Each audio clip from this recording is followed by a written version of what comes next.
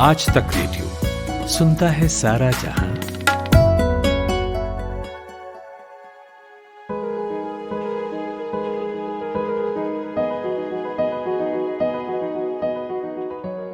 बिहार में चुनाव अभी होकर खत्म हुए और जो नतीजे आए उसने बहुत लोगों को चौंकाया। बड़ी बात यह है कि कई राजनीतिक दल उससे सबक ले रहे हैं और अब जो चुनाव होना है बंगाल का, जिस पर पूरे देश की नजर रहने वाली है, उसमें भाजपा होगी, तृणमूल कांग्रेस होगी, लेफ्ट होगी, ओवैसी आएंगे, कांग्रेस भी रहेगी। तो ये तमाम पार्टियां, इनमें से काफी सारी जो थीं, वो बिहार में भी चुनाव लड़ रही थी। तो डेफिनेटली बिहार में जो कुछ हुआ उससे इन्होंने कुछ ना कुछ लेसन्स लिए होंगे। और ममता बनर्जी, जिनका किला गिराने की हर जुगत भाजपा कर रही है, उन्होंने भी बिहार के चुनाव को बारीकी से देखा होगा और उसके नतीजों का विश्लेषण भी किया होगा। तो हमने बात की मनोज्ञा लोईवाल से। मनोज्ञा लोईवाल आज तक की रिपोर्टर हैं, लगातार बंगाल की राजनीति पर नजर रखती हैं और एक लंबा वक्त हुआ जब हम टाइम टू टाइम उनसे अपडेट लेते रहते हैं बंगाल की राजनीति पर। तो आज मैं नितिन ठाकुर पॉडकास्ट में उन्हीं से बात करने जा रहा हूं और जानने की कोशिश करूंगा कि बिहार चुनाव के जो नतीजे आए उनके टेक अवेज ममता के लिए क्या रहे, ओवैसी के लिए क्या होगा, भाजपा क्या सोच रही है और वो मुद्दे क्या हैं फिलहाल जो दिख रहे हैं जिनके आधार पर बंगाल की जनता वोट करने वाली है। मनोज्ञा जी, ये बताइए कि जो बिहार चुनाव के नतीजे आए और हम सब ने देखा कि कांग्रेस पिछड़ गई और भाजपा चढ़ गई, तो आप जो उसका पड़ोसी है बंगाल, वहां पर विधानसभा चुनाव होने हैं अगले साल, उस पर क्या असर देखती हैं इस नतीजे का? मैं इसको उसी अंदाज में कहूंगी कि दिवाली इस समय अगर किसी के लिए है तो वो बीजेपी के लिए है, लेकिन बंगाल में शासन में होने के बावजूद तृणमूल कांग्रेस के लिए चिंता का विषय है। कई कारण हैं। पहला कि पड़ोसी राज्य बिहार से करीब 1 करोड़ से ज्यादा लोग बंगाल में रहते हैं। ये तो हुई वोट समीकरण की बात, लेकिन जब आप बात करते हैं कि इसका क्या असर होगा, कई मायनों में कई गुना ज्यादा असर होगा। पहला ये कि मुस्लिम वोट बैंक अगर एक छत्र एक तरह से एक तरफ नहीं पड़ रहा है, जैसा कि बिहार में हमने देखा, उसका सीधा असर बंगाल पे भी होगा, क्योंकि अब तक बंगाल में मुख्यमंत्री ममता बनर्जी को 30% माइनॉरिटी वोट मिला है। भले ही पूरी तरह ना मिला हो, लेकिन अधिकांश भाग उन्हीं को मिला है। इस बार सबसे बड़ी समस्या ये आ रही है कि जहां ओवैसी ने बिहार में वोट काटे हैं, उसी की तर्ज पर अगर बंगाल में हुआ तो काफी स्थिति और समीकरण बदल जाएंगे। 294 सीटें हैं, जिसमें से 200 से अधिक इस समय तृणमूल कांग्रेस के पास हैं। लेकिन उस समय से अभी तक कई विधायक छोड़कर भाजपा में शामिल हो चुके हैं और भाजपा के अनुसार उनके पास इस समय तांता लगा हुआ है ऐसे लोगों का जो भाजपा में शामिल होना चाहते हैं। बीजेपी भले ही इस तरह के वादे करे, लेकिन सच्चाई ये है कि तृणमूल में भी अंदर ही उठापटक जारी है और बिहार के चुनाव और नए समीकरण को देखते हुए पार्टी जहां चिंतित है, वहां इस पर चिंता जताने का प्रयास भी कर रही है कि जितना संभव हो सके अब जो लोग पार्टी छोड़कर, टीएमसी छोड़कर भाजपा जा रहे हैं, जिनमें सबसे ऊपर नाम इस समय वर्तमान के ट्रांसपोर्ट मिनिस्टर शुभेंदु अधिकारी का है, जिन्होंने कई जगहों पर ममता बनर्जी के बिना अपने पोस्टर्स लगा लिए हैं। उनका असर 3 से अधिक जिलों में है, तो ऐसे में ये बदलते समीकरण बड़े ही अंदाजे बयां होंगे। बिल्कुल। और आपने ओवैसी का जिक्र किया यहाँ पर, और ओवैसी ने 5 सीटें निकालकर बिहार में दिखा दिया कि वो केवल वोट कटवा नहीं है, बल्कि वक्त आने पर सीटें भी जीत सकते हैं। आप बंगाल में, अगर मैं आपसे पूछूं, तो बंगाल में जो मुस्लिम आबादी है, जो वोट प्रतिशत है, वहां आप कितना स्कोप देखते हैं ओवैसी के सीट निकाल लेने का, या वोट प्रतिशत में बात करें तो वोट प्रतिशत हासिल करने का? अगर शून्य से भी शुरू करेगी इस समय ओवैसी की पार्टी एआईएमआईएम, तो पिछले कुछ दिनों में, जैसे खास तौर से 2019 के रिजल्ट के बाद से ओवैसी ने यहाँ पर अपने पैर पसारने, उनकी पार्टी ने यहाँ पर काफी सारे काम करने शुरू किए थे, जिसके बाद मुख्यमंत्री ममता बनर्जी के आदेशों के बाद से ओवैसी की पार्टी को कई जगह पर जगह नहीं दी गई, जिससे खुद मुसलमानों में इस बात की नाराजगी रही है कि आखिरकार अगर टीएमसी नहीं करेंगे तो क्या हमें पीटा जाएगा। ये सवाल खुद एआईएमआईएम के समर्थकों ने उठाया है। ऐसे में अब अगर इस तरह के प्रशासनिक अंदाज में रोक लगाए जाएंगे या आने वाले दिनों में इस तरह से हर तरह, जैसे बीजेपी की कई रैली नहीं होने दी जाती है, वैसे एआईएमआईएम की भी कई रैलियों को परमिशंस नहीं दी गई हैं छोटे-छोटे इलाकों में, खास तौर से मुर्शिदाबाद, मालदा और आसपास के इलाकों में जो मुस्लिम बाहुल्य क्षेत्र हैं, जहां पर हमेशा कांग्रेस या टीएमसी का ही वर्चस्व रहा है।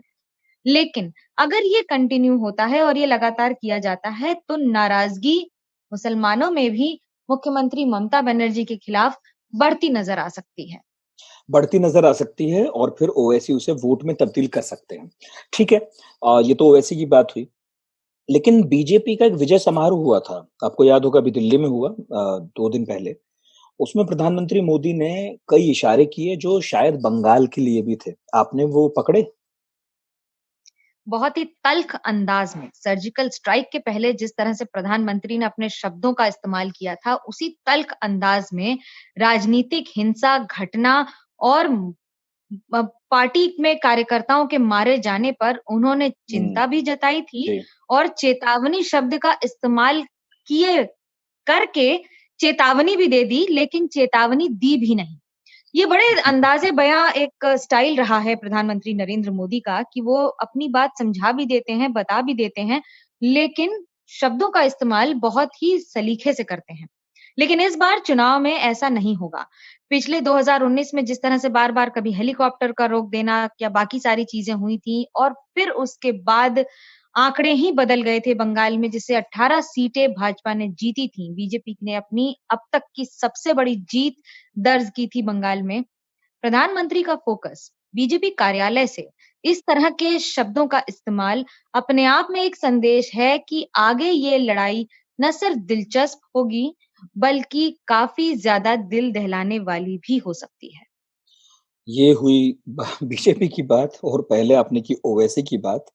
अब मुझे ना थोड़ी-सी टीएमसी के बारे में बताइए। टेक अवे क्या है ममता बनर्जी के लिए इन चुनावी नतीजों से बिहार के? ममता बनर्जी की चुप्पी ही बताती है कि ये कितना बड़ा टेक अवे है। पिछले 3 दिनों में एक भी ट्वीट नहीं आया है बिहार पर, लेकिन उन्होंने तेजस्वी से फ़ोन पर बात ज़रूर की और ये भी कह दिया कि धांधली हुई है, ईवीएम में हो सकता है गलतियाँ की गई हों और बीजेपी ने और खास तौर से एनडीए ने ये चुनाव बहुत ही गलत तरीके से जीता है। मैंने पिछले साल इंटरव्यू किया था प्रधानमंत्री नरेंद्र मोदी का बंगाल में, पुरुलिया में, जब उन्होंने कहा था कि जब कोई छात्र हार जाता है, तो हुँ, वो हमेशा ये कहने का प्रयास करता है कि पेपर गलत था, टीचर ने ऐसा किया, बगल वाला परेशान कर रहा था या ऐसा कुछ हो रहा था। लेकिन जब बाकी सारी पार्टियां जीतती हैं, तब ईवीएम भी ठीक चल रहे होते हैं और बाकी सारी बातें भी ठीक हो रही होती हैं। बंगाल के लिए इस समय कई चीजें और कई मायने बदल गए हैं। पहले जेपी नड्डा के आने की बात थी, जो भाजपा के अध्यक्ष हैं, लेकिन जब आए अमित शाह तो उसके मायने बदल जाते हैं। वो होम मिनिस्टर हैं और उनके आने के साथ-साथ रेड शुरू हो जाती हैं। उनके आने के साथ-साथ कई ऐसी बातें हो जाती हैं, जिनसे बार-बार टीएमसी कहती है कि ये सिर्फ और सिर्फ राजनीतिक समीकरण बदलने का प्रयास है। टीएमसी के लिए इस समय एंटी इनकम्बेंसी तो है ही 10 साल की, तो वहीं हुँ, दूसरी ओर state police versus central police है, स्टेट वर्सेस सेंटर है। एक ओर जहाँ पैसे माँग रही है राज्य सरकार केंद्र सरकार से और आरोप लगा रही है नहीं दिए जा रहे हैं, तो केंद्र सरकार कह रही है कि हमने तो पैसे भेजे, आप उसका हिसाब ही दे दीजिए। एग्ज़ैक्टली। कई आरोप-प्रत्यारोप होंगे। टीएमसी के लिए इस समय आने वाले दिनों में अपनी पार्टी को बनाए रखना और उसे जोड़े रखना ही सबसे बड़ा चुनौतीपूर्ण लक्ष्य होगा। लक्ष्य होगा और लेफ्ट को भी हम ना भूलें, जिसका वहाँ वर्चस्व रहा और अभी भी उसकी कोई चुनौती खत्म नहीं हुई है और माना जा रहा है कि लेफ्ट वापसी भी कर सकता है क्योंकि बिहार में तो देखिए आप, बिहार में वापसी हुई है। अगर वापसी कुछ लोग कह रहे हैं तो, मान लें अगर। तो आपको लेफ्ट पर अगर बात करूँ, तो लेफ्ट पर आपकी क्या टिप्पणी है? आप वहाँ की राजनीति पे लगातार नज़र रखे हुए हैं। लेफ्ट क्या लगता है आपको? लेफ्ट हमेशा ये मानता है कि वो राइट है। लेकिन बंगाल में अगर हम बात करें तो लेफ्ट हुँ, की सरकार को बंगाल की जनता ने 35 साल देखा है। ऐसा पूरे विश्व में कहीं नहीं हुआ है कि एक राज्य में 35 साल एक पार्टी ने राज्य किया हो। अब बात करें बिहार की, बिहार में सीपीआई-एमएल ने जो अपने झंडे गाड़े हैं, बंगाल में उन्हें अल्ट्रा लेफ्ट या उस तरह का दर्जा भी दिया गया है। लेकिन यहाँ सीपीआईएम का वर्चस्व रहा है और पॉकेट्स में फॉरवर्ड ब्लॉक, एमएफबी या फिर सीपीआई के भी रहे हैं। अब अगर बात करें हम इस समीकरण की, साफ कह दिया गया है कि कांग्रेस और लेफ्ट दोनों साथ में चुनाव लड़ेंगे।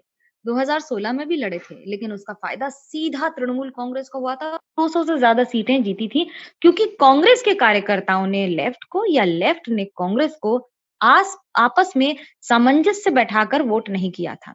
अब समीकरण बदले हैं। 2019 के बाद से पार्टियों ने अपनी साझा प्रेस कॉन्फ्रेंस करना शुरू किया है और लगातार कर रही है। खुद यहाँ के नेताओं ने साफ कहा है कि हम बंगाल में साथ रहेंगे, भले ही हम केरल में अलग रहें। लेकिन लेकिन मनोज जी एक ये सेकंड में डबल स्टैंडर्ड हाँ, राजनीति हाँ, ऐसा हाँ। नहीं है कि जनता से छुपी नहीं है। हुँ, लोकसभा के मतदान के जो रुझान होते हैं और इसके असेंबली के, ये दोनों अलग होते हैं, इनके मुद्दे अलग होते हैं। ऐसे में दिलचस्प होगा देखना कि क्या 10 साल बाद लेफ्ट अपना वर्चस्व और अपनी जगह पहले जैसी ना हो, लेकिन कम से कम 7% वोट से ज्यादा दर्ज करा ले, तो कई सीटों पे बाकी पार्टियों का गेम तो बदल ही सकती है। बिल्कुल, मेरे आखिरी 2 सवाल हैं, उसमें पहला बस ये है कि लेफ्ट और कांग्रेस साथ मिलकर चुनाव लड़ने वाले हैं और कांग्रेस का जो स्ट्राइक रेट है, वो बिहार में खराब रहा। तो ये सुगबुगाहट होने लगी है कि कांग्रेस जहां-जहां चुनाव लड़ती है, अपने सहयोगियों को नुकसान पहुंचा देती है, क्योंकि अपेक्षाकृत वो सफलता हासिल नहीं कर पाती, जैसी उससे उम्मीद की जाती है। तो कांग्रेस के लिए कितना चैलेंजिंग होगा कि वो अपनी एक्सपेक्टेड सीट्स लेफ्ट के साथ बांट ले, क्योंकि लेफ्ट भी तो उससे यही कहने वाली है ना कि जो बिहार में आपने राजद के साथ कर दिया वो कहीं हमारे साथ ना हो जाए, तो कम सीटें लीजिए। बंगाल में कुछ अलग है स्थितियां। पहला ये कि कांग्रेस को पता है उनके स्ट्रांग होल्ड क्या हैं और सीपीएम को पता है उनके स्ट्रांग होल्ड क्या हैं। वाम मोर्चा को ये बखूबी पता है कि जहां कांग्रेस जीत रही है, वहां पर उनके लिए अपने झंडे गाड़ना बड़ा मुश्किल होगा। लेकिन एक बात जो कॉमन है और जो सबसे बड़ा चैलेंज होगा, वो है minority vote. Hindu vote bank को जहां एक और बीजेपी ने रिझाने का पूरा प्रयास किया है, उसके लिए टीएमसी भी लड़ाई कर रही है।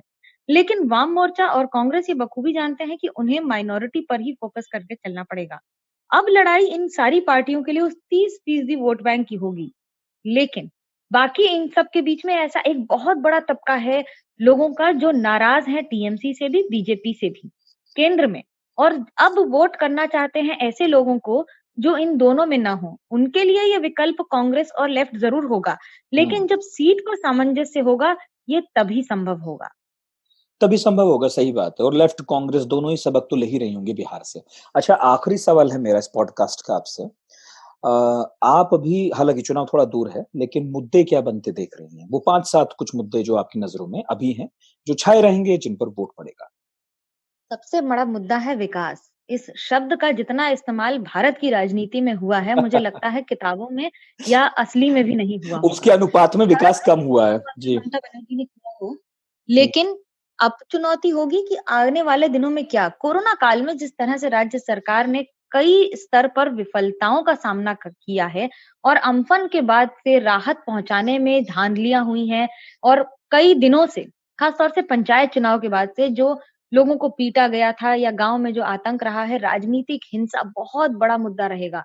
बंगाल में राजनीतिक हिंसा कोई नई बात नहीं है, लेकिन जिस तरह से अब उन मुद्दों को उठाया जा रहा है, वो पहले के चुनाव और मतदान प्रक्रिया से बिल्कुल दीगर होगा। जी, बहुत-बहुत शुक्रिया मनोज्ञा जी आपका, आपने वक्त दिया। ये थी मनोज्ञा लोईवाल, बंगाल की सियासत पर गहरी नजर रखती हैं, आज तक की रिपोर्टर हैं, एक लंबा तजुर्बा है उनका पॉलिटिकल रिपोर्टिंग का, और हमने उनसे सुना कि बंगाल में इस वक्त क्या चल रहा है। जाहिर है चुनाव अभी थोड़ा दूर है और जैसे जैसे वक्त बीतेगा वैसे वैसे मुद्दे बदल सकते हैं, समीकरणों में कोई परिवर्तन आ सकता है, गठबंधन होंगे, टूटेंगे, तालमेल बिगड़ेंगे, बनेंगे।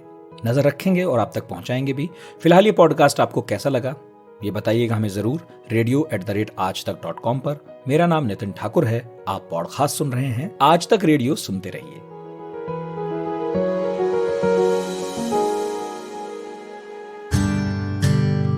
एक तार म्यूजिक का और एक तार पोएट्री का, दोनों मिल जाएं तो क्या बनता है? दो तारा। मैं हूँ चिन्मयी और मैं हूँ जोएल। हम गाते हैं, सुनाते हैं कविताएं, कभी गिटार पर तो कभी बांसुरी पर, और कभी अपने घर में पड़े हुए बक्से की थाप पर। तो सुनिए हमारा दो तारा, सिर्फ आज तक रेडियो पर।